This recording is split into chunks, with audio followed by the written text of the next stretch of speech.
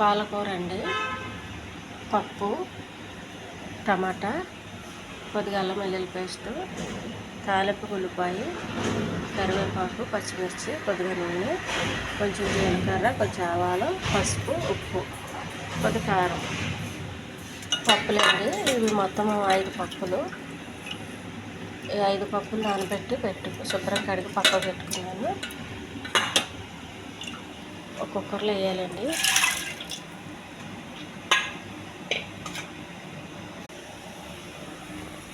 కొద్దిగా అల్లం వెల్లుల్లి పేస్ట్ అండి, ఒక 2 పచ్చిమిర్చి, ఒక టమాటాలు,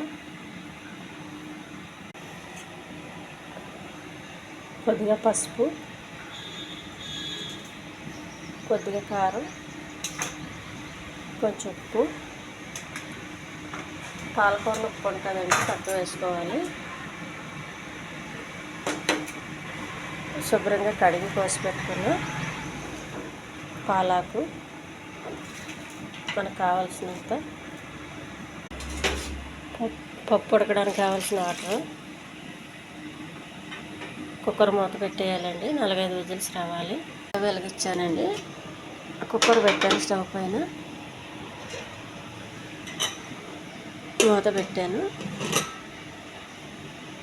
తాలింపు రెడీ చేసుకోవాలండి. స్టవ్ వెలిగించాను, ఒక గిన్నె పెట్టాను, కొద్దిగా ఆయిల్,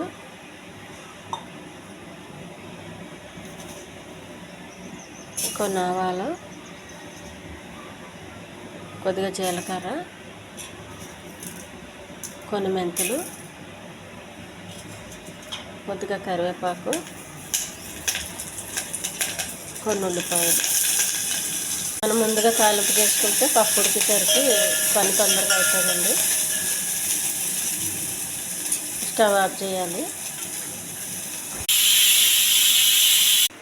ఉడికించిన పప్పు అండి. ఈ టమాటాలు కొందరికి ఇష్టం ఉండదు, అందుకే టమాటా వేస్తే ఇంట్లో ఇష్టం ఉన్నవాళ్ళు తింటారు, లేదంటే పక్కకు పెట్టేస్తారండి. అందుకని నేను టమాటా ఎప్పుడు కాయలాగే పెడతాను.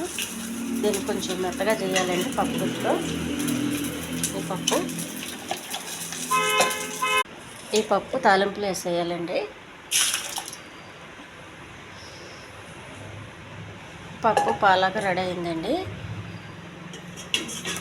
ఈ టమాటా కూడా వేసేయాలి ఇందులో. ఈ పప్పు పాలాకు చపాతీకి చాలా బాగుంటుందండి, అన్నాలకు కూడా బాగుంటుంది.